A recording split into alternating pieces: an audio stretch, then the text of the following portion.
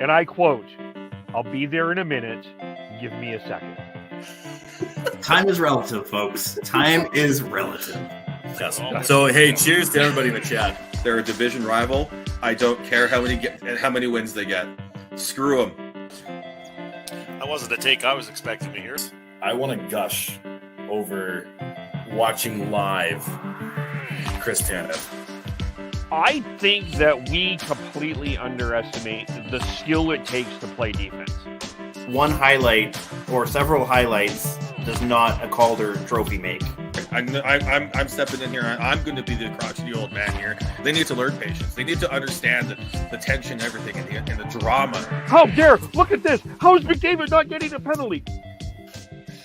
You guys need to calm down with this, okay? You guys need to calm down with it. Well, hello and welcome to the Shifts and Pucks podcast. Of course, you can follow us on Twitter at Shifts and Pucks, Facebook.com Shifts and Pucks, YouTube.com Shifts and Pucks, Twitch.com Shifts and Pucks. You can subscribe wherever you get your audio, as well as on the Area 51 Sports Network, as we are here ahead of the Calgary Flames taking on the Buffalo Sabres, the unbeaten Calgary Flames taking on the Buffalo Sabres. Ahead of that game, there is a lot of news to get into with the Calgary Flames. It was an interesting day at a number of different levels, and it's been an interesting week and an interesting start of the year. But, and Dan Stevenson, Fireside Chat, joining. Hello, Dan. How are you? Hello. Thanks for having me. Thanks for calling me up today. Yeah, well, yeah, it's sort of, you're at Winsport, so it's pretty easy to get you through to the Saddle Dome and call you up for the game. It's just an easy pick call up. Easy, very easy. Kevin, I was worried that on my way up, I'd have to clear waivers and end up on some Oilers podcast, and that would be a bad thing. We were glad that you did clear waivers. We're very glad about that. So you're sort of the Ben Jones of the Shifts and Pucks podcast right now. So we'll have to talk about how my two-way contract kicks in and how much I get paid for every day I'm up here, every hour I'm up here, that sort of thing. Yeah, we'll negotiate off the air here, I guess, how that will work. Exactly. We've got, on Monday it was Chris and Sean driving the bus, and Dan, I don't know if you saw, they got out the drinks. They were all sad. It was another depressing day for the Vancouver Canucks, blowing leads, not able to win. It was a sad fest. This, fortunately for the Flames, this is not a sad fest, Dan. We're here, and I titled the podcast, "The Flames Are Having a Blast," as they sit on the pedestal, a play on their new jerseys, by the way. We have a smile on our face as following the Calgary Flames. Things are going well. I believe that, not only did the arena deal get negotiates open and now that they're going to discuss that, Dan, I believe there is a rumor that they have planned the parade route in Calgary. Have you heard that rumor? I think fans have been planning the parade route since '89, so I'm sure, as a lot of things in Calgary, we already have a parade route here. We'll probably just dust off the Stampede Parade one. Oh, that's true. That's entirely true there. It's not as though parades are new to us. That's very true. I see what you're saying there. So that's fair. There is a route. And in order to save money to put towards the new rink, they'll probably just put the Stanley Cup in the Stampede Parade and call it a day. Would the Stanley Cup be the parade marshal? Very well could be. Right. See, there you go. So they've got it all figured out there. So let's start with the news of the day, which is around Dan Vladar. Dan Vladar signs a 2-year extension with the Calgary Flames that will kick in 2020 next season, to the 2023-24, 24-25. I think there's a number of ways that we can look at this here, but I think just to start with Vladar specifically, this is a guy I think that you can give deserves a lot of credit. Came in, not a lot of fanfare, acquired from Boston at a 3rd-round pick, and a situation in Boston where you had probably a goaltending battle, and then Vladar comes in. He does his work. He does his job. Daryl Sutter never played him at home all last season.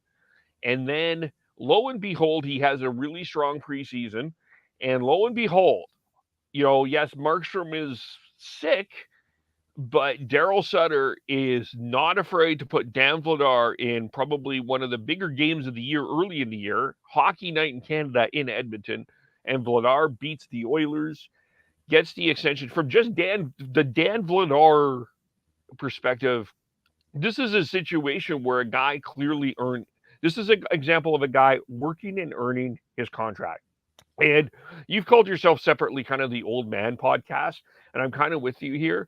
There's a lot of young players, and we're going to sound a little crotchety here. There's a lot of young players, they've been given, they had a really good year, and in some cases even haven't scored an NHL goal yet. And one of the players tonight in Buffalo, and they're making a good chunk of money. This is a guy that worked his way into a new contract, and he earned it. And I think that that's something to admire. I think so too. And you were mentioning how Daryl put Dan Vladar in early. I think the other impressive thing, Daryl Sutter knows his backup goaltender's name. When has that ever happened before? That's true, actually. Like it's usually, like Jacob Markstrom and Pads McGee over there. Like, he knows the guy's name. He was talking about Vladar by name in the preseason. Like, this is a guy who I think has really acclimatized himself here. And talking about contracts, I think this is a very reasonable contract for a backup goalie who I think is on his way up, for a goaltender who's still young. Dan Vladar right now is a 25-year-old goalie at 2.2. I think this is the kind of deal you're starting to see out of guys saying, I'm buying in and I want to be here. Yeah. I think Vladdy could get a lot more money on the open market. Well, not a lot more. I think he could probably get up to $3 million on the open market, but I think you're starting to see guys say, I want to be here. Yeah, and I think this is the other part of this entire conversation that I think is fascinating. And it's sort of, and you talked about on your podcast, you and Matt talked about what a good coach means to this organization, and to your organization. I really feel like there is now, for the last couple of years anyway, it looks and feels like there is a philosophy around your structure of how your players are. And this is another good example. Well, I think not only of coaches, Kevin, I don't mean to interrupt you, but the Flames put in a whole goaltending department, right? It used to be Jordan Siglet. Now they've got 2 or 3 guys working with goalies. Yes, exactly. So you have a philosophy in place, but you're helping me make my point. There is a philosophy in place of how you're developing players and sort of the structure around what is sort of expected here. So you've got Markstrom as your number one. You've got Vladar as your next one, and then you have Dustin Wolf still here. And then let's not forget there's still a little bit more depth in this organization. You got Chekniev, you've got there's depth in this goaltending situation. And we've seen this though with the Flames before. They've had goaltending depth and it didn't turn out. But I feel like, again, you talk about the goaltending department. I feel like at least, and you can see this with Vladar, and you can see this with people that have watched Vladar listening to people that have watched Vladar very closely.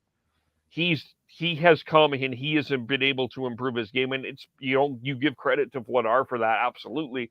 But that's also a contribution to coaching, development, and philosophy. And I think not only Vladar, and I mean, I know we're talking about Dan right now, but I think Wolf is an example of where they're doing great things with young goalies too. And the biggest thing I think with Dan Vladar compared to the previous times the Flames have been out looking for random goalies, we're not trying to fill a starter role. I think Dan Vladar would not be doing as well if he was thrust into 60 games a year, if he was trying to be the next Kerry Ramo or guys like that who they're really trying to, bring into the NHL in that starting role. I think Vladar's developing because he's playing 15, 20 games a year.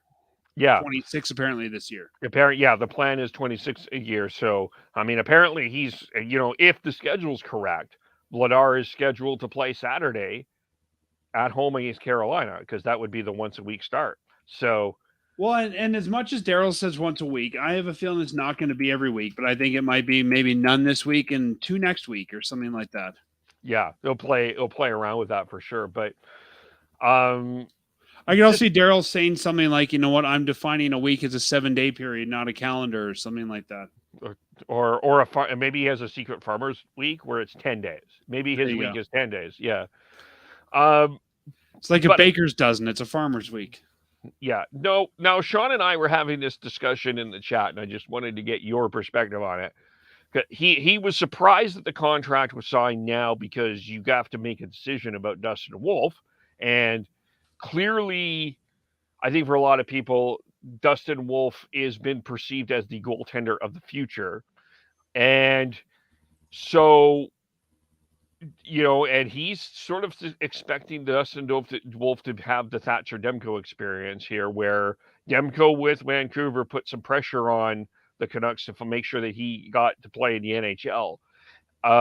In terms of Dustin, with his contract coming up here, do you see that? I guess first of all, let's start there. Do you see Dustin doing that? Pushing for an NHL job? Yeah, saying, okay, you know what, you need to give me, I'm ready for the NHL right now, and you need to make sure that I have an NHL opportunity here. Dustin Wolf's 21. I think the best thing for him, and we talked about this last time, I was on the best thing for him is to start in the American League, not sit on the bench in the National League.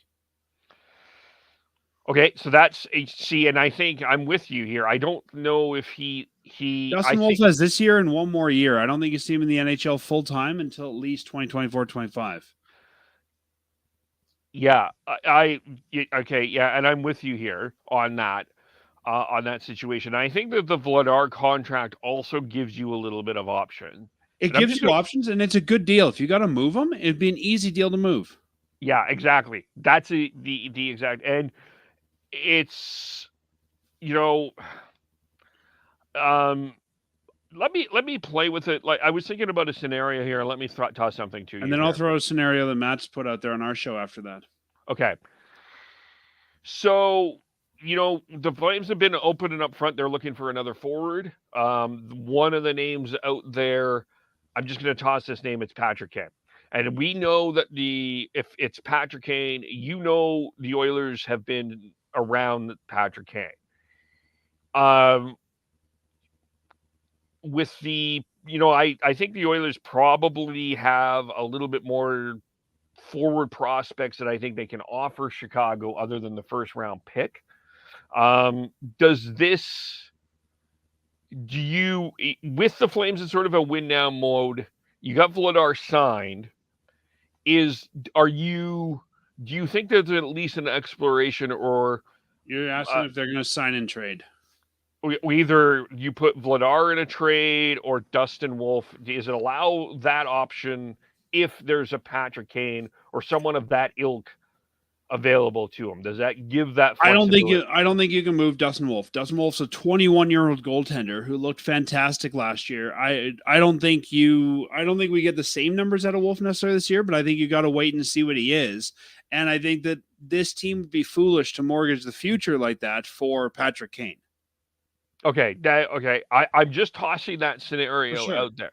But yeah, I think if these guys are going to move, they're going to move from the blue line.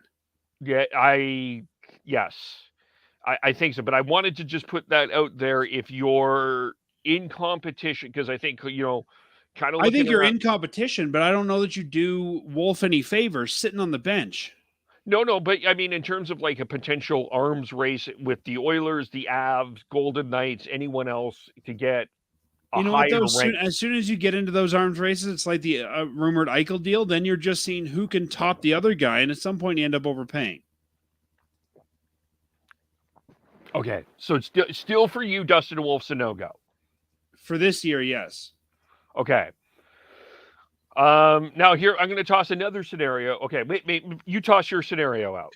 Sure. What if Dan Vladar emerges as a better goaltender than just a backup? And in 2024 or 2025, the Flames move Jacob Markstrom after maybe he gets a Stanley Cup here or not, and makes your tandem Vladar-Wolf. See, and this is where you have faith in Brad Treliving, because, and maybe this is sort of where you and you, Devin, and I drink a little bit of the Flames. Let me make sure I get some Flames Kool-Aid in me Boston here. pizza Kool-Aid too.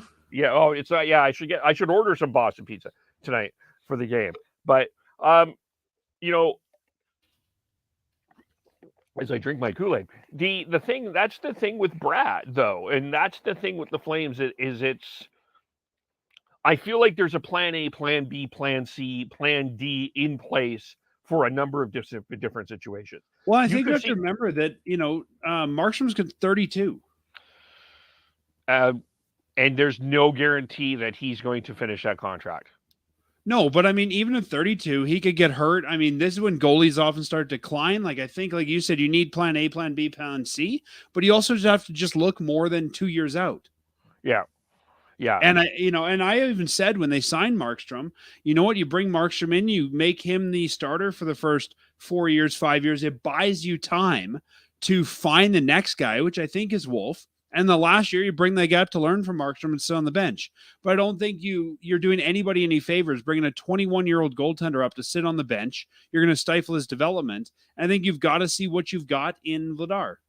Yeah, I'm with you on that. But I do think right now the Flames are in good shape seem to be in better shape overall with Markstrom if Markstrom gets hurt, that you don't have to scramble to find somebody. You've got someone on the books for a couple of years anyway, and you've got Dustin Wolf growing.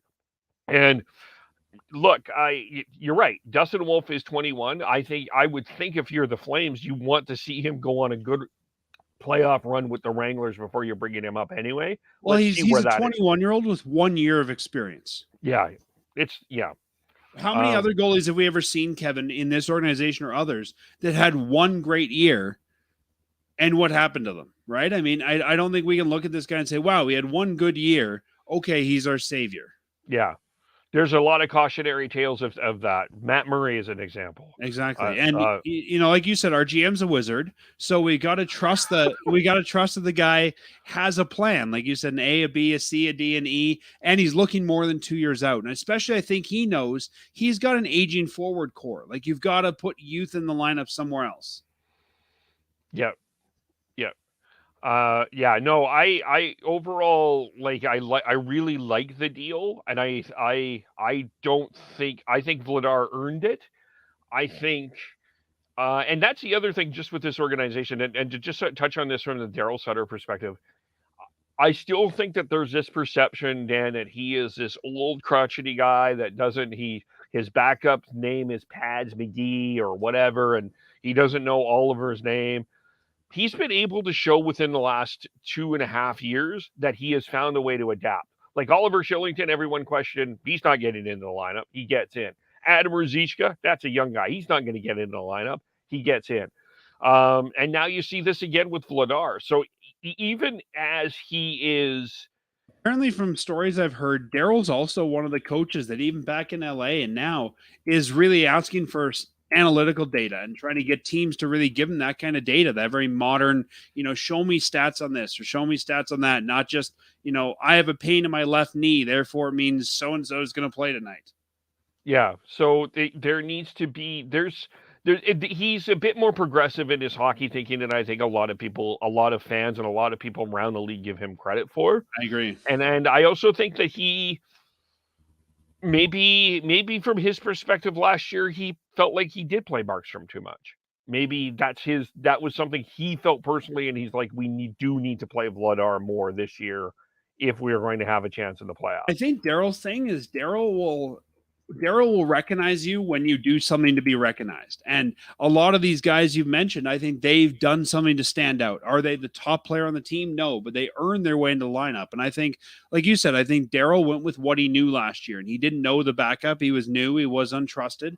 I think that Dan Vladar has earned Daryl's trust. Yeah, I agree. And that's what Daryl has always been about. It's been, you earn the trust of it's not the old timers hockey club. It's not this old boys club in some ways. I mean, yes, if you've won a cup with him like Tyler Toffoli, he's going to give you, and Trevor Lewis, he's going to give. That's true of every coach. Yeah, exactly. Every coach goes with their guys. I mean, how often have we seen coaches come in and 2 guys get traded for? They bring in their own assistants. You've got to feel comfortable with your people. Yeah, you have exactly. Like, and you look even at the Oilers. They get down in situations. They get down early in the game. What do they end up doing? They end up putting McDavid and Draisaitl together, right? So you kind of know everyone has that comfort mode. So that is, to me, that Daryl's no different on that. And I think, we've talked about it. I think there's a plan for the next coach. I think there's a plan for the next.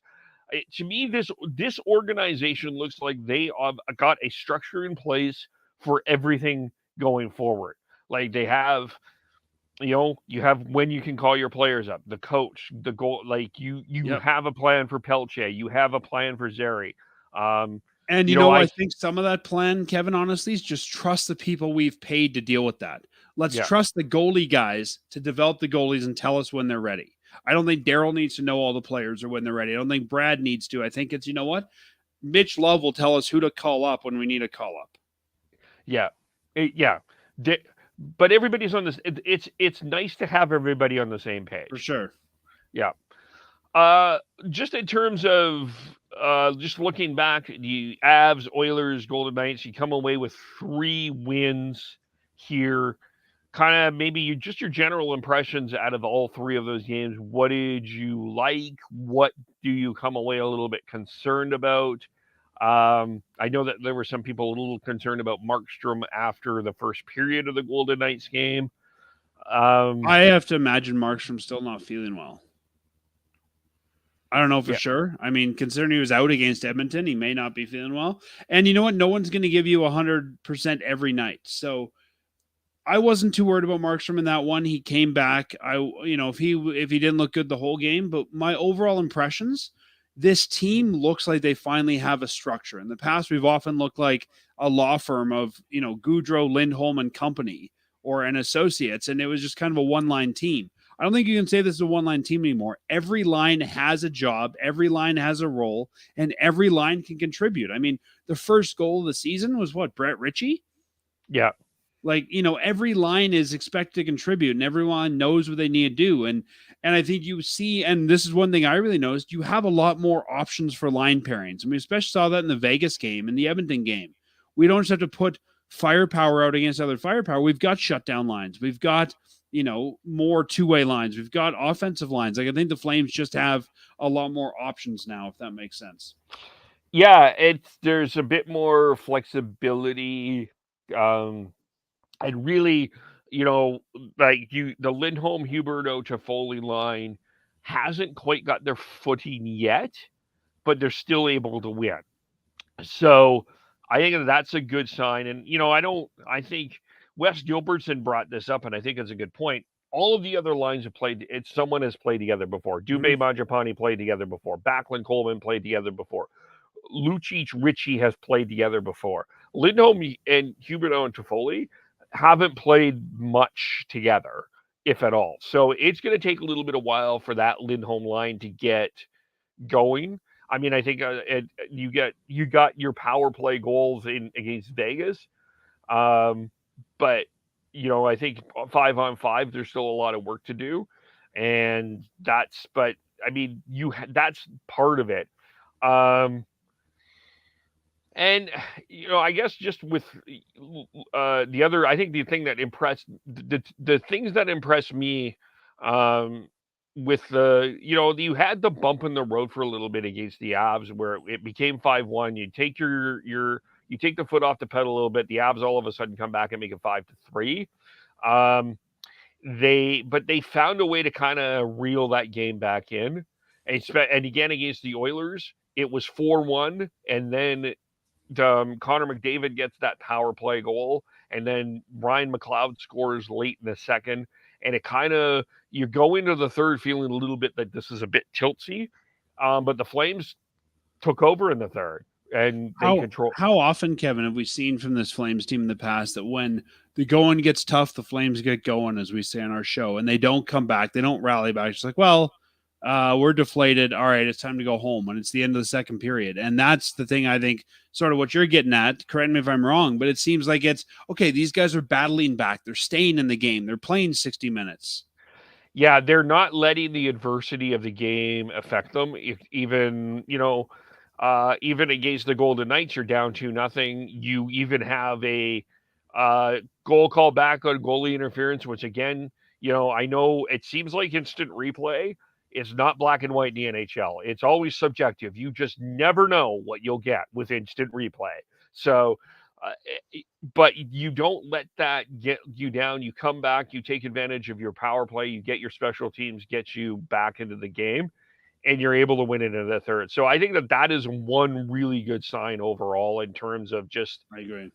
where the team is at. They're not letting the adversity of the events affect them. Here's my one, in terms of just the team part, we'll get to the individual part here in a second. Here's my one still concern. There were far too many times during that Oilers series in particular, and probably I think happened a little bit too often, maybe Daryl Sutter liked, that once you get a goal, you allow a goal far too quick within a minute. And you saw that in the Colorado game. It's 5-1, then Nathan McKinnon comes down and scores. You saw that in the Oiler game. You get the first goal from Michael Stone, and then the Oilers respond really quickly. I still think that that's something that they have to work on. Just not allowing a goal so quickly after getting a goal. Because I think that just shoots the momentum that you've built. Just try to hold down that. Don't allow another goal so quickly. And, that happened, I think, with the Oilers. That was one of the issues that ended up happening is they would get one goal and then they would get another goal quickly after that and another goal quickly after that. And the game just started to snowball out of the way. And it's hard to play a composed game when that happens. Yeah, I don't disagree with you. I think that's definitely a fair assessment. But I think, again, we've got the personnel in this league, in this team now, that I think they can work on that. Yeah. Or they are willing to work on that. There is a maturity on this team. I think they're willing to, and I think everyone knows they have to. Yeah. Yeah, for sure. And then I guess in terms of the individual performances here, so I want to start with Kadri, and I kind of put in the agenda gushing about Kadri because I've been just so impressed with him. And going back to the Oiler game, so early in the game, there's Evander Kane. He's yakking his up a storm, and Nazem Kadri just basically told him to shut up. Shut up, Evander. I'm not interested. And of course, there was a little bit of drama coming in because you had the Kane Kadri incident from the playoffs last year. And Kadri tells him to shut up, takes the puck, scores a really nice goal. You can see he's an energy efficient. I've seen him very vocal on the bench when I'm watching. I think he's just made a huge difference on and off the ice. And I don't know. To me, I've been impressed with the start of Nazem Kadri. I think that he's fit in really well with the Flames. Yeah, I don't disagree. And, I think we've talked on our show, you've talked on your show, we've talked together about he's a more mature version of Matthew Tkachuk. And I think, you don't need to go out there and push guys around or face punch to get in their heads. And I think just telling, like you said, Kane, zip it, that's another way to get in their head and get that anger. But you know what? Maybe get to it a different way and get to it in a way that saves you time in the penalty box and that sort of thing. So I agree. I think he's great. I think he's a veteran. And to me, he's sort of coming as advertised. He's a veteran with that kind of gritty history to him. That's exactly what I expect him to be doing. Yeah. And he's so good. Like he's such a good, he's good at protecting the puck. Like just the way he handles the puck it's unique. He protects it. It's hard to get it away from him. And I think that's, and I think that's going to be very beneficial to this team. Yeah. Yeah. So I've been really overall just super impressed with him. I see him on the bench. I think that the players are responding to him. And I think the fact that he has a Stanley Cup ring like others do, but I think he has a fresh new Stanley Cup ring.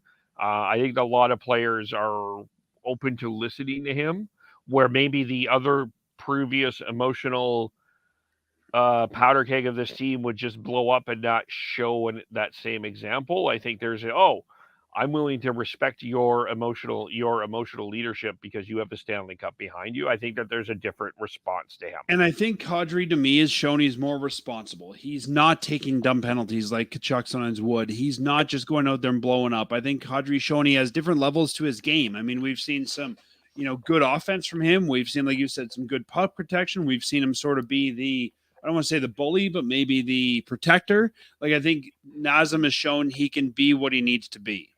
Yeah. What's the old Batman phrase? Not the hero we want, the hero we deserve. Maybe that's, what Nazem is, and he can come in with what we need or what we deserve at that time. Yeah. Yep. He's certainly, I feel like he's been. Was that your True Living Kool-Aid you were just drinking? Yes, I was drinking more True Living Kool-Aid there. Yes. We should get True Living to sponsor the Flames portion of the Zeets podcast, maybe, or Boston Pizza. I don't know that. I don't know that he has anything to do with Boston Pizza ad spend. That's fair. That's true. Yeah. So I think he's been impressive. Mackenzie Weegar's also been impressive here. It's interesting. If you were to ideally place Mackenzie Weegar, I think he's I don't mind the defensive pairings at this point, but in terms of where you would position him, because I've seen him play both. Do you prefer him on the left side or do you prefer him on the right side? I don't really have a preference. I think he's able to play both, and I would position him wherever his opponent or his partner is weaker. He's a right shot, so I guess I'll say right side. No, the reason I ask that is there's times I noticed when he plays on the right side, he just feels like his game feels a bit more stable than it does on the left. I feel like there's times kind of feels like he's trying to do a lot, run around a little bit. I think that working with Tanev, it will calm down as the year goes on. I don't get me wrong, I'm really impressed with him. But if he feels a bit more stable when he plays on the right side, he feels it like he can play the left side. I don't mind him on the left side, but it feels like he was running around a little bit, just from my observation. But maybe I noticed something. And I'm wondering if that's him on the left versus the opponent he was playing against. I mean, they've had some pretty hard offenses to defend against these days. Yeah, that could be too. I get that's something I'll keep an eye on. But I've been generally impressed with Mackenzie Weegar. I think overall, there's been a couple of situations, probably, he was on the ice for that he would rather not have. But I think overall, it's been a solid start. And we talked about the first line. I think Huberdeau's still getting his footing, but he sure can pass the puck. He can. And I think it's going to be interesting with Huberdeau because I think a lot of fans are going to be expecting Huberdeau to be the number one sort of offensive scorer. And I don't think he's going to be. I think he's going to end up being the puck mover on that line. Yeah. Yeah. And, I really thought coming into the season, that would be Toffoli's job. I can actually see of those three, Toffoli being the guy who's putting the pucks in the back of the net. He's getting his chances. He is definitely getting his chances, as Matt said on your podcast. He's a little snake bit, but once one goes in for him, I think that there's going to be a lot of goals. I think once that line kind of just establishes what is expected out of him, I think that'll be fine. But again, we're only 3 games into the season, and I know that we have a parade plan, but maybe just let this first line kind of grow and marinate a little bit. I think I'm not incredibly worried about him, and it's easy to do that at 3-0, I guess. Well, yeah, and I think that there still could be some changes to that top line. I could see Toffoli and Mangiapane being swapped at some point if one of them gets hot or cools down. So, I think that Daryl's always been a pairs guy, and I think if you look at those top 2 lines, you've got 2 pairs. Yeah, you can switch Mangiapane and Toffoli for sure. I wouldn't be surprised at some point we see a switch. I could see Kadri and Lindholm switching at some point too, just for a different look. I think you'll see some different things there for sure. I want to also give some credit to the fourth line, and there was a lot. Again, I'm going to say this again. There was a lot of people kind of scratching their head and kind of, what the hell are you doing signing Kevin Rooney? I think he's made it. I think that fourth line has done exactly what the Flames need them to do, and I think it's been like, I'm not saying they're the greatest fourth line of all time, but they've done exactly what needs to be done. And Brett Ritchie scores the opening goal of the year. They were really good against the Oilers, I thought. I think that I think this Kevin Rooney signing was a really shrewd, efficient signing, and I think that I really like what that fourth line is giving for the Flames right now. Everyone who says, why did they sign Kevin Rooney? My question is, who would you rather have? Who do you think is a better fourth line center? You got to remember, he's a fourth line center. You're not bringing in, Paul Stastny to be your fourth line center as a free agent or anything like that. Like, who would you prefer? To me, Kevin Rooney's fine in that role. Now, if Kevin Rooney has to end up playing up the lineup for a while, like if we get injuries and he becomes your second line center, now I'm not too happy. But as a fourth line center, and you said they're not the best in the league, but guess what? We're spending a lot of money on the top end of our lineup. You got to save something somewhere. Yeah, exactly. And, to me, Kevin Rooney is a cheaper version of Derek Ryan, which is exactly what we needed. Yep, exactly. Are there any concerns that you have with this team so far, even though they're 3-0? Yeah, Trevor Lewis being our third line right winger. Yeah, I think our plan, the idea was we would have him in in Calgary, at Winsport, and coming up when needed. I think he was probably just going to be the extra forward because Daryl likes having him around. I need to check the lineups for tonight's game against Buffalo. Tonight would be the night I'd be putting Rajicka on that third line right wing to see what he can do. Well, they've been skating the same lines in practice, so I suspect that it's Trevor Lewis again. I think ideally I would rather see Trevor Lewis as a 13th forward. I mean, Trevor Lewis is fine on the fourth line. Like, if your fourth line was, Trevor Lewis, Kevin Rooney, Milan Lucic, or, even Lewis, Ritchie, Lucic, you're fine. But I just think that of those four guys, you've got four guys to fill 3 fourth line spots. I guess I have 2 questions in regards to this then. Where are you at now with Dylan Dubé? Do you feel he is closer to a top 6 role on this team? Or would you rather him be in the bottom 6? Would you rather him be with Backlund Coleman? And you get a higher level top 6 forward? I think Dubé's what we've got for right now, and he's fine for right now. I think Kadri and Mangiapane are going to make him look better than he should. So your ideal situation then would be to get a higher level forward and move Dubé down the lineup. Ideally, I would like to see Huberdeau, Lindholm, Toffoli as our first line. I'd like to see Kadri, Mangiapane, and somebody as the second line, somebody who doesn't exist here right now. I think the best third line we could put together would be Dubé, Coleman, Backlund. That could be a great shutdown line. And then Lucic, Rooney, and either Lewis or Ritchie, depending on who you want to play that night.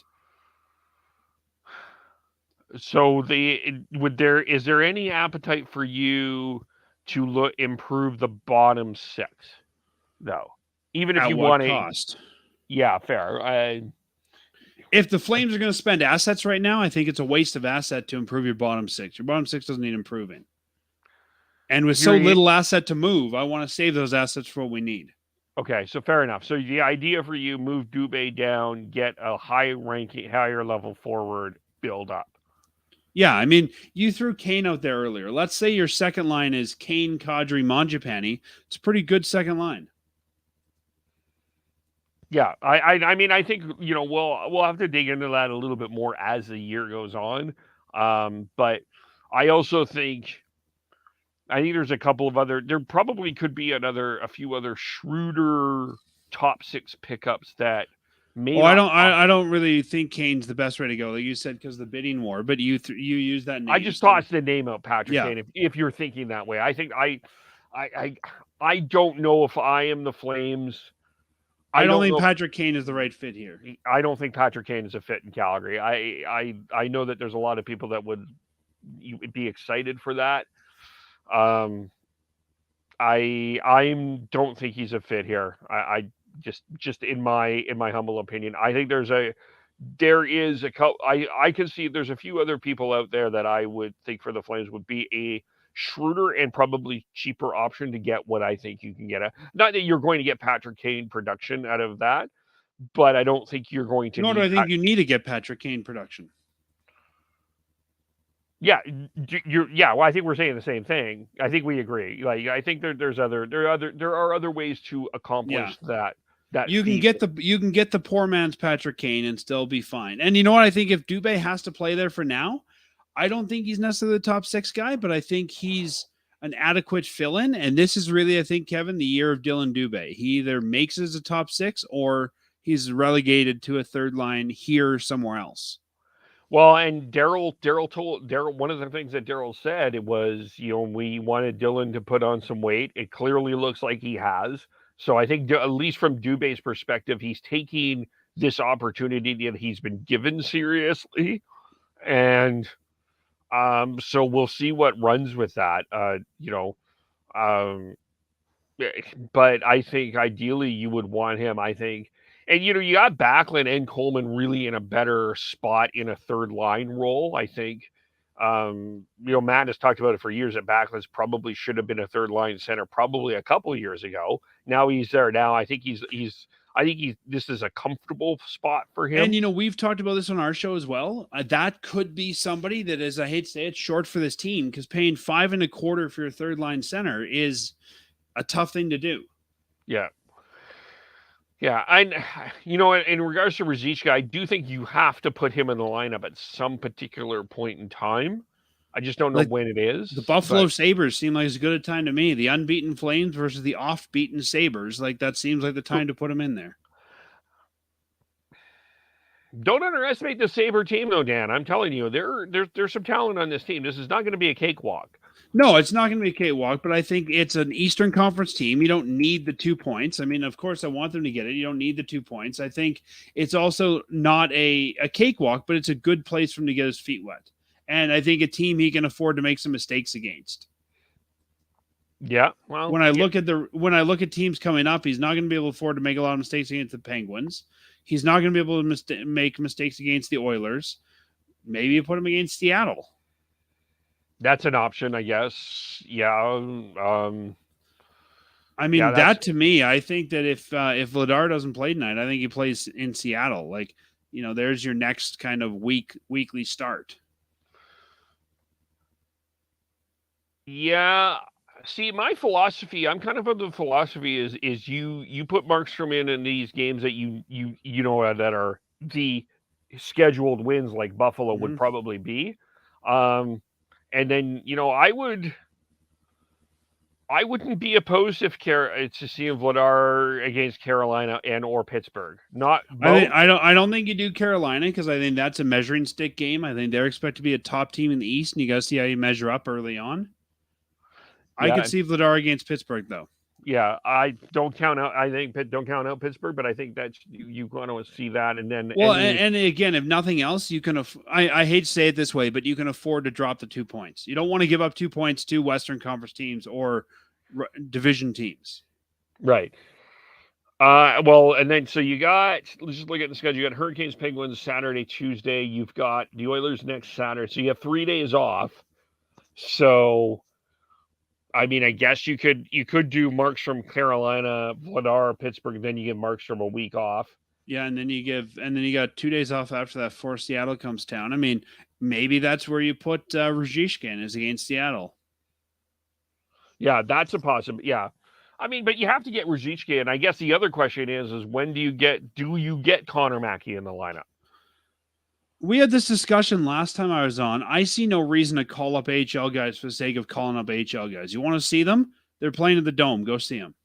Well, no, Connor's the 7th D in Calgary. Oh, right? Sorry, Mackey. I thought you meant Zari. No, Mackey. Okay, yeah, no. Yeah, I meant to said Zari. I meant Mackey. Okay, yeah, I just heard Connor and I was ready to go on my rant again. Yeah, and again, maybe the same thing. Maybe you kind of look at Ruzicka and Mackey as sort of a grouping. And you swap them in and out on those, Seattle game or New Jersey or something like that. Yeah.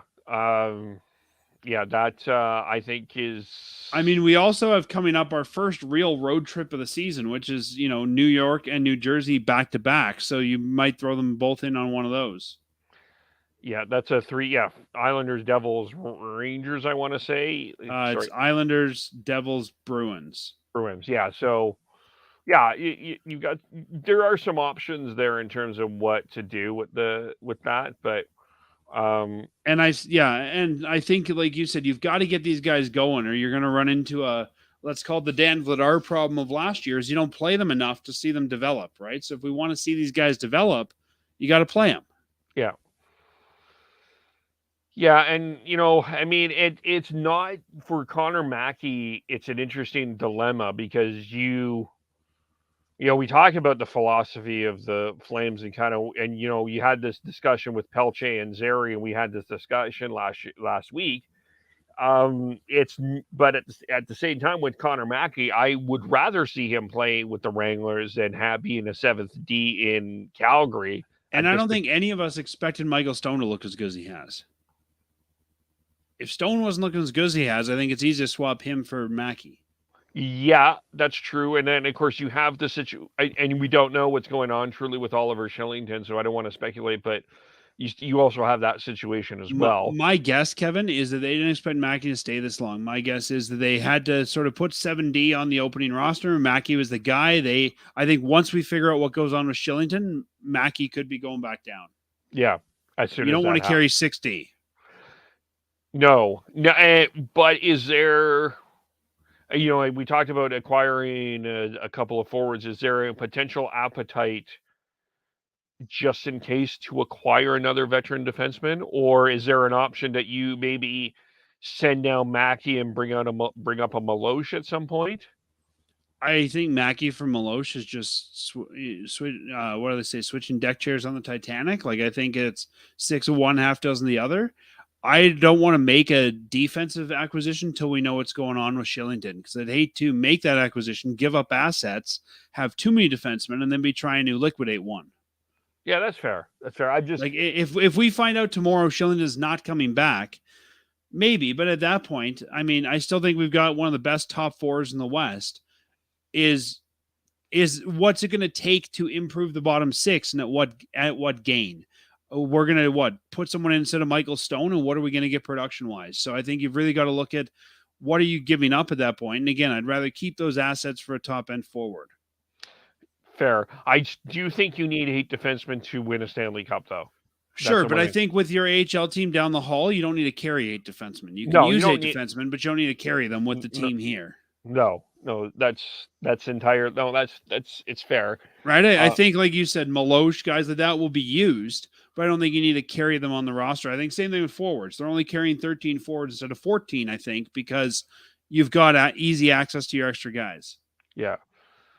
And I mean, I tossed the idea out of bringing out the veteran defenseman, but the other devil's advocate side is it's always at the trade deadline time of year, you end up having to give up, I think, far too much to get that defenseman.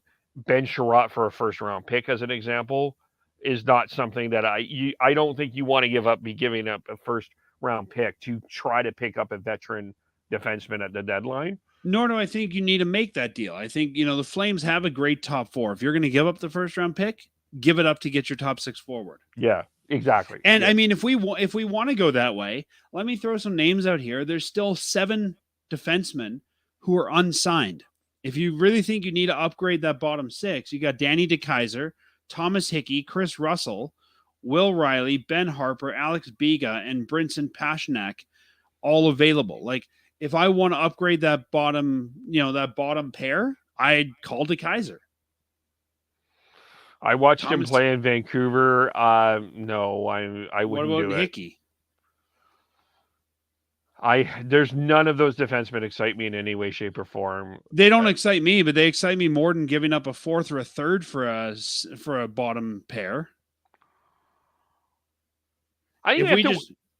If we want to send Mackey down to get some experience, you need a number 7. You need the next Michael Stone. I think Chris Russell could work just fine there. I think Thomas Hickey could work just fine there. I think Danny DeKeyser could work just fine there. I think 24-year-old Ben Harper could work just fine there, or 27-year-old Ben Harper. Okay, yeah, you're not talking about the former prime minister's son, right? You're talking about a different, No, just for those. yeah. Yeah. Will Riley, 24. Like, I think if we're talking about giving up an asset to improve your bottom two, I don't want to give up that asset. There's other things I'd rather use that asset on because we're short on assets. Fair. Well, I mean, let's. I guess we cross that bridge when we get there. We hope Oliver Shillington is better and he's fine and he's back and everything is hunky dory, is great, and we can see him back there. But and I think too, Kevin, we if Shillington, as I understand it right now, is still counting against our salary cap. If we can move Shillington to IR for some reason and get that $2.5 million back, we can have a completely different discussion about who we can bring in. Now you might even be able to be a clearinghouse for somebody else's contract they want to get rid of and get an asset for bringing it in. Yeah. Yeah, that's entirely true. Right? I mean, the Flames have got like $1.25 million right now to spend. That's going to be tight to bring in the defenseman of the caliber you're talking about. But if we've all of a sudden got, $4 million, lots of options open up. Yeah, exactly. Yeah. Yeah. I think what we're doing here is we're thinking a little bit ahead and seeing what's possible for the Flames. And there's an old saying: if it ain't broke, don't fix it. The Flames are 3-0. Why make changes right now? Exactly. Even Daryl Sutter knows that. I doubt he's fixing the tractor if it doesn't need to be fixed. Like, if it ain't broke, don't fix it. Let's just keep running with what we got. Whether we think Dylan Dubé is the right top six guy or not, the fact is it's working. Yeah. Yeah. No, I'm with you on that. And I still think that the Flames, I think that they're going to,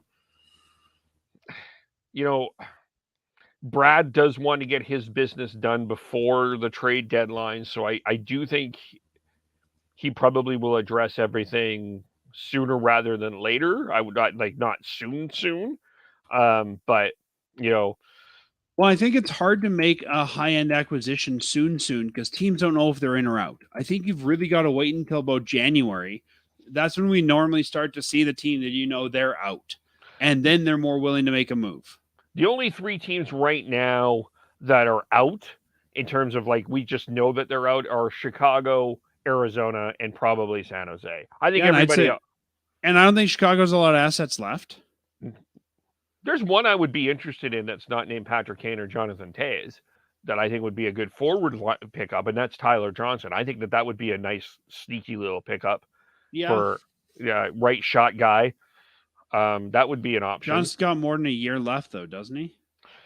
I'll have to check. I don't want to be bringing in a lot more money right now. There's really nobody on the Coyotes I think worth having. So yeah, it's we're getting a little bit ahead of ourselves, I think, here. Yeah, that's no, I know. And well, you still got, in terms of that though, you've also got the Arizona, you got the Jacob Chychrun situation, which I think that domino. Tyler Johnson's got 2 years at $5 million. That's going to be a tough contract to absorb. Yeah. You need a con Chicago to eat in half of that. Well, just send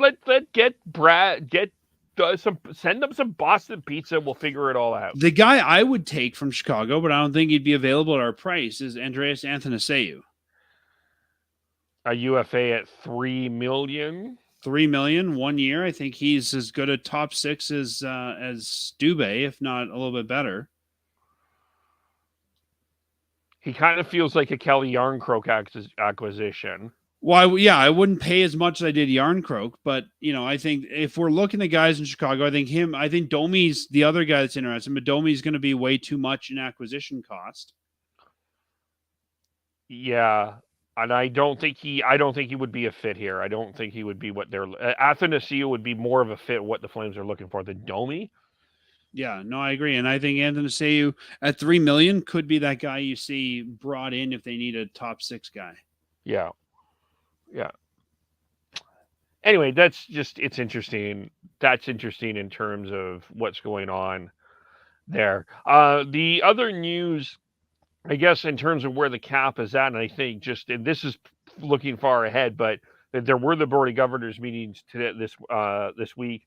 Gary Bettman said that the cap could go up if escrow is paid off, and then Frank Zaravelli kind of countered what Bettman said a little bit and said that, from what he's hearing from everybody, they're sort of expecting. They're not expecting a $4 million raise. They're not expecting escrow to be paid by the end of the year. They think, I think most of the owners and GMs thinking that that's optimistic.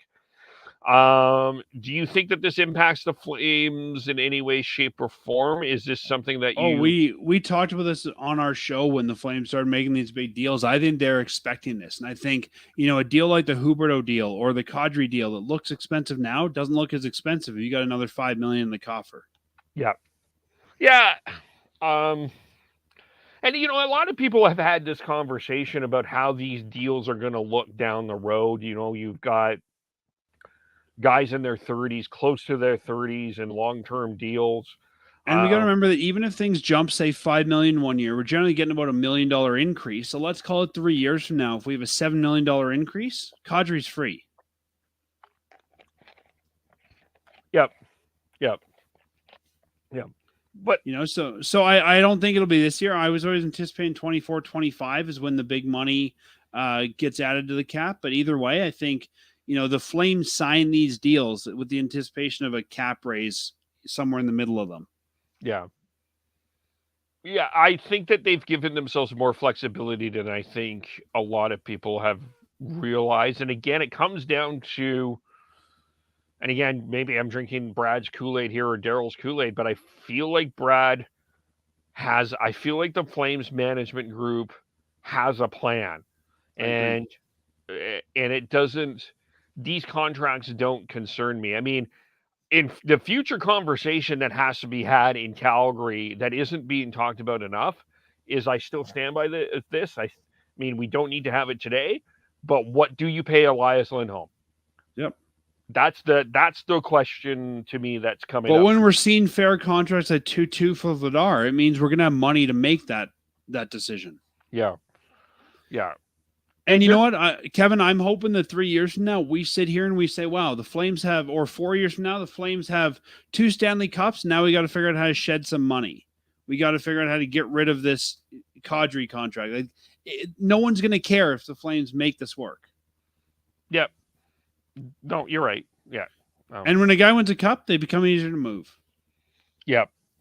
That's true.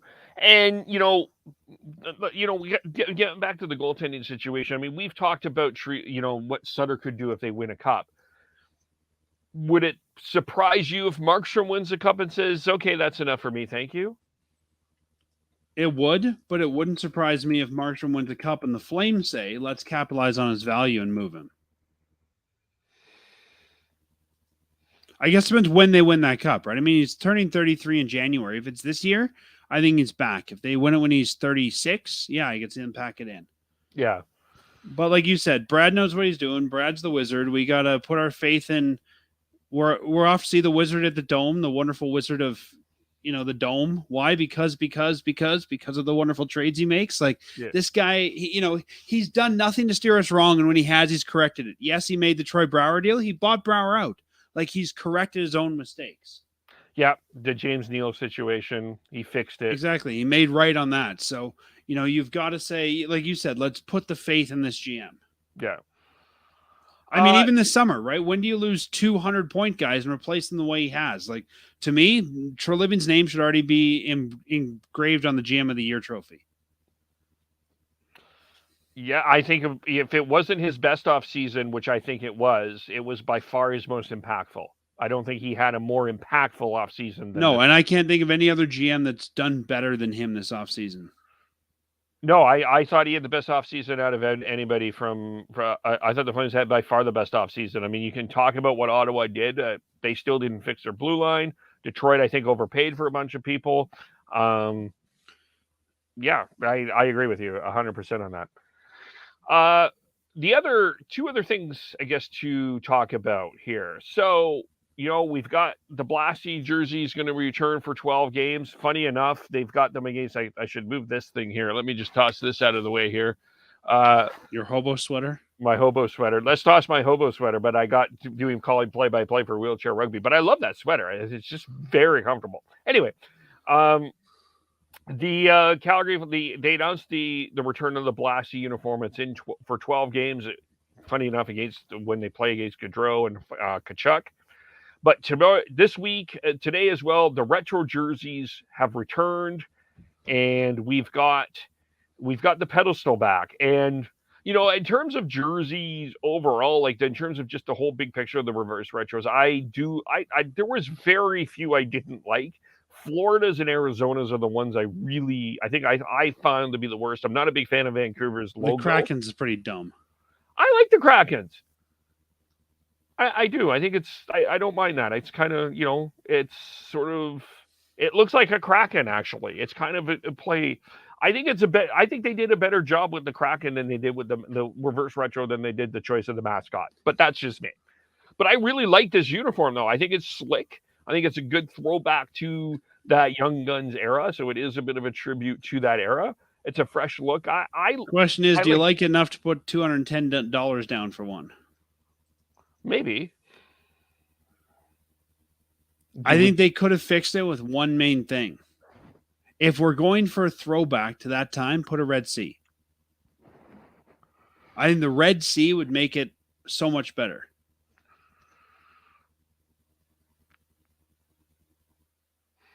It would make it pop? Yeah.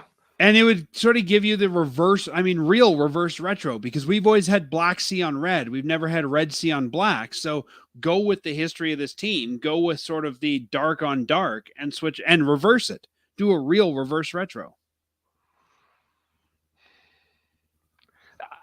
It's a fair criticism, but I think in terms of the look, the color, I don't mind the colors of it. I don't mind the jersey. I really don't. I don't think for 4 games a year, it's fine. Would I want them to bring this back as their third jersey? No. Would I buy one? No. I think to me, it's sort of like the outdoor classic jersey. It's neat, and it'll become part of the team's history. Yeah, exactly. It's, I like it. Now, the thing I like about this more than the leaked version is the red collar. There's a leaked version that had a white collar, and I thought that looked pretty stupid. Yeah. Oh, yeah. That would have looked. Yeah. So like the red and black collar, I think, ties the whole thing together a lot better. Yeah. And it will look. Yeah, it will look. It'll look good on. It's 4 games. It's not that huge of a deal, and you're going with the traditional red in the playoffs anyway at the sea of red. So you're. Yeah, we're not going to. And you know what? I mean, the whole thing about the reverse retro is limited time only, right? They're not supposed to come back. So, I don't think you see Blasty in the playoffs. I don't think we ever see this again. I think we see it for 4 games and it's gone. And after this, the Adidas contract is up with the league. So I hope whoever takes a new contract, I don't want to say stops doing silly things like this. I mean, we know it's there to sell, but I'm okay with doing silly stuff like this if it's for 4 or 5 games a year. What I don't want is 12, 13, 15 games wearing silly jerseys. Yeah. They're just trying to recover money. That's what they're trying to do. Right? And my biggest thing, they put the Flaming Sea on it. To me, the Calgary Flames logo is the Flaming Sea, not Blasty. Blasty is an interesting secondary logo. The C's on it. That's the way it should be here. Yeah, it is that's if you're going to stick to the roots, that's the traditional. I mean, otherwise you get like Florida where they put a goofy shoulder patch in the front of it. Oh God, that Florida jersey is just horrendously ugly. I'm sorry. It's like the year the Flames had that stupid script jersey. Like that wasn't the Calgary Flames. Yeah, it's just hard to look at. There's also something going on in this picture here. If you look at it closely, it almost looks like they've sewn 2 jerseys together. There's this weird seam around this guy's belly. Yeah. Yeah.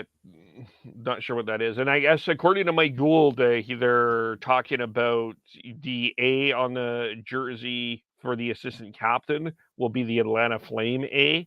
Well, that's what it was back in the day, yeah. So you know what I would have done if they asked me, but they didn't? It's the 50th anniversary this year of the Calgary Flames and the Atlanta Flames. I would have done an Atlanta Flames jersey. Now, people say, oh, but you're not going to sell it because it looks the same as the Flames jersey. I would have replaced the yellow with gold, like Vegas is shiny gold. Because isn't the 50-year anniversary the golden anniversary?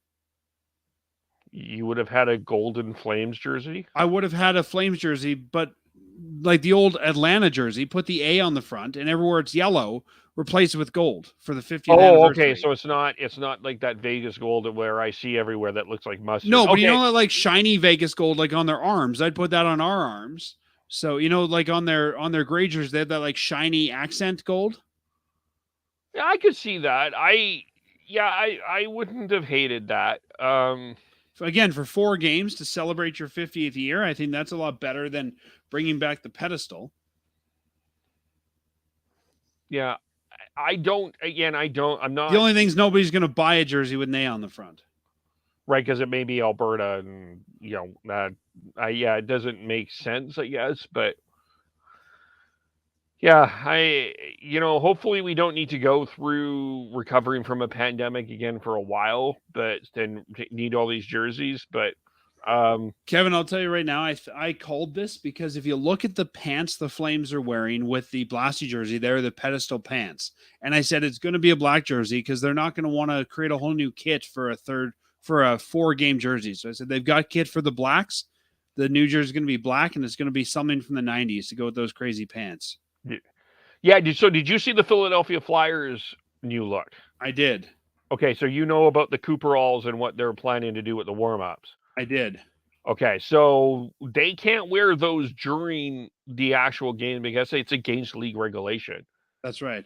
Yeah, so it was actually fascinating. I think it's great that they're bringing back the Cooperall look for the warm-up. Because I actually really did like them back in the day, but it's just according to the players that you can't play like they're well, not. The whole thing back in the day is guys slid too much and that sort of thing. Yeah. Now, I mean, you could, if you wanted to, with the Cooperall thing, you could make socks that look like the Cooperall and sort of get the same look out of it if you really wanted to. Black pants, black socks, same stripe. I mean, you could get a similar look if you really wanted to. Yeah. My question is, what company agreed to make Cooperalls again? I mean, they're not going to be Cooper. They're going to be like Adidas-alls. It'd be awesome if they put the Cooper logo on them, but they're not going to. No, I don't think it was Adidas. I heard it was a different company. Okay, well, Baueralls or whoever's going to make them. Baueralls. How about overalls? Are there overalls? Warrioralls. Warrioralls. Yeah. I don't know. Yeah, again, I mean it's and I feel bad for those players. I mean, now you got to warm up, you got to go back, you got to take your skates off. Like it's going to be a pain in the butt. Yeah, I know a lot of people there was a lot of talk about doing what Major League Baseball in the city. I think the one thing I would be very cautious of in terms of hockey, in terms of these jerseys, is I understand the idea. Like you look at baseball and basketball, they have a number of different jerseys. I don't think you could really do that in hockey. I just think it's too much. I think too many uniforms. I think it's not good for the players. I think there's a cost to all of that equipment. You're not like with baseball, you're bringing equipment, but you're not bringing as much hockey equipment. With basketball, you're bringing equipment. It's not. Well, but this is why most teams, like I said, this is why I knew the Flames reverse retro would be black because now they brought a black kit back. They're not going to add yet another helmet. They've already got a black helmet for 12 games. They're going to reuse that. They've got black pants. They're going to reuse that. So I knew it'd be a black-based jersey just based on the kit. And this is also, Kevin, why they actually switched. Remember when they used to wear white at home? This is why they switched, because teams had all these extra color jerseys, and they're having to take all those on the road. Yeah. Ultimately, though, I think what we both agree on this, the traditional full red, what they're wearing now is a regular home jersey, is their best jersey. And I think it is what relates to what the identity and the brand of what the Flames want to be. It's the best jersey they've had. I don't think it's the best jersey they could have. Oh, they could do better. I'm not saying they can't, but I think for what they're planning and what they want to do, this is it. This is the look that the current red that they have now is what they're looking. I think it works for them. And I agree, and I think when they get a new building, you'll see a New Jersey striping design of the same colors without the black. Yeah, well, that's a good transition into the other topic. So, was announced that the city of Calgary and the Calgary Events Committee have announced that they're going to reopen the discussions into what City Hall is, City Hall speak event center. Because nobody I- wants to pay tax to a hockey rink. Right. So if you say event center, it's the taxpayer is like, okay. Oh, there's hockey being played there. I did not know that. Hockey is an event. It's played at the event center. It's not. I don't think that. First of all, not surprised. I don't think that we're surprised that they've reopened the conversation. I guess to me, the question I have is when the shovels get in the ground, and do you think that's in 2023? I do. Well, I guess it depends what we call shovels in the ground. We don't even really know a lot about said building. I think we could see shovels in the ground. I could see the city wanting to do it from an economic perspective, especially with all the news out there about a recession coming and all that. Yeah, let's get shovels in the ground. Let's get people working.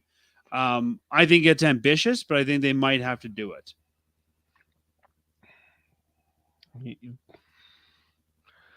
Now, I guess I just from the political capital here is, does the city, from the city's perspective, do they need to, because the last time we had most of this conversation happen, the Flames ownership were the one that were taking the PR hit, not the government, not the council.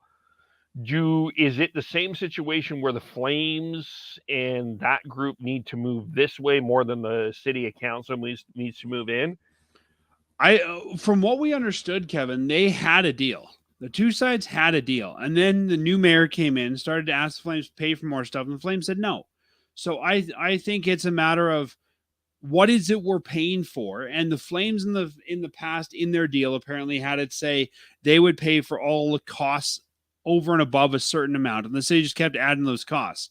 So I think it's really just going to be a matter of defining in the contract, the Flames are paying for X, Y, and Z. If you want to add A, B, and C, find someone else. Yeah. I mean, they apparently the city wanted to start adding solar panels and stuff, and the Flames like, why should we pay for that? And I think if you look at where the money for the Flames comes, it's gas money. It's oil money. Right. So it's okay. So you're giving me a bit of a different perspective than I feel like social media did, which I'm not. And I don't know anything. This is just my opinion. Yeah. Ryan Pike has done a really good job of covering this for Flames Nation. He's done a fantastic job. I haven't been in any meetings. I haven't talked to anybody influential. This is just my way of thinking about it. Yeah. Like I kind of feel like that it became a perception was as well, Murray Edwards is worth this much. He should pay for whatever the city wants. And I think from the Flames ownership, they're right to say, look, we have a contract and a deal in place, and you're not going to. No, we can't switch that, right? No, and just because somebody's worth a lot doesn't mean they should spend it on this. Murray Edwards has to look at this as a business venture. For every dollar he puts in, he's got to get it out. And if he's not going to get money out for some of these extra things the city wants, why should he put in for it? Just like anybody else's business. Yeah, exactly. I don't disagree with you. Should Jeff Bezos just ship my Amazon packages for free because he's got a lot of money? Well, yes, of course. No, I'm kidding. Right? It's not a flea market Amazon. I still got to pay for my stuff, even though Bezos is rich. Yeah, I understand what you're saying here. I don't know enough about the council right now to tell me that there's an opportunity for them to move forward. But I do think. But I think that's the big thing now. From what I hear with the new deal, the council's out. It's going to be the event center group negotiating with the Flames to keep the mayor at arm's length deliberately. Okay, well, what you're telling me is I think we get shovels in the ground in 2020. That's the way I interpret this. I don't know. I haven't done deep dive into it, but the way I interpret the news is the city put together this group with Guy Hollingworth and a few others, and they're going to go talk to the Flames to keep city council out of it. The only time city council get involved is if they need a vote on something. Yeah, and I guess the other part of this, I guess, is because it was an issue before.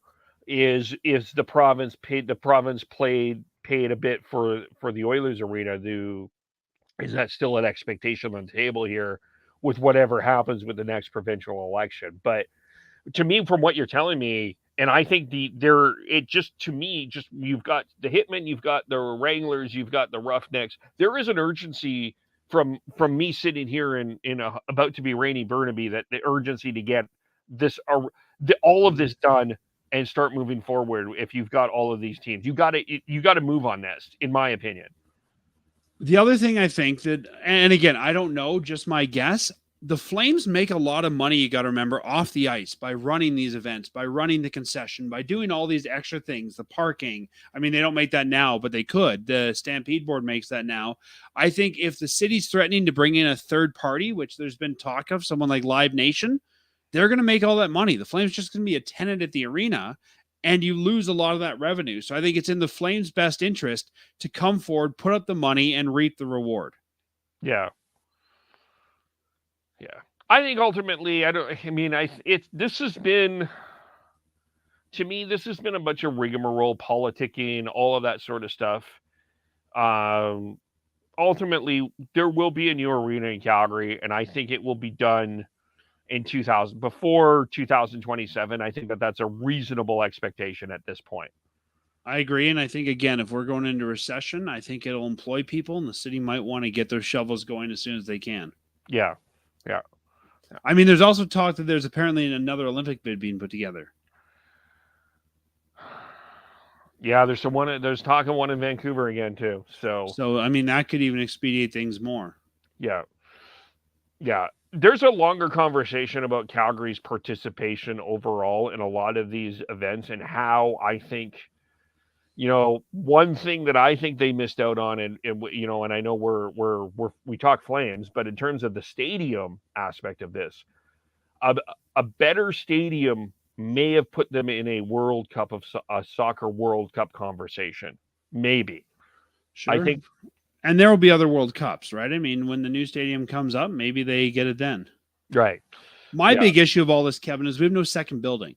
Any big city of our size has more than two buildings. Where do you put monster trucks? Where do you put the lacrosse team? If you've got a new 19,000 seat arena, you need a 7,000. You need a place for wrestling to go, for, monster trucks to go, for if we get the Olympics, for Kazakhstan to play Belarus.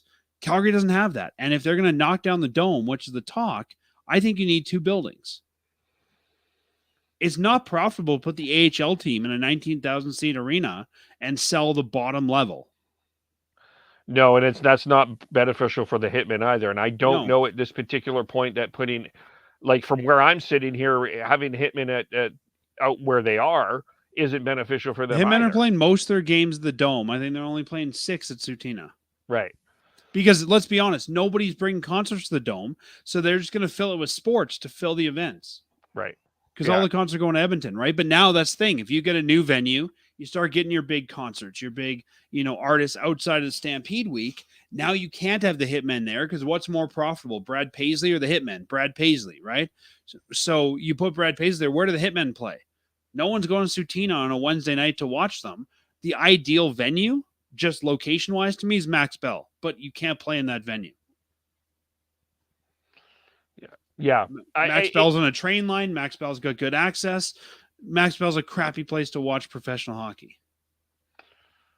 It's, from what I've heard, it's not the best place to watch the Circle K tournament of hockey now. No, but that's another discussion. I think that we need to solve for two buildings, not one building.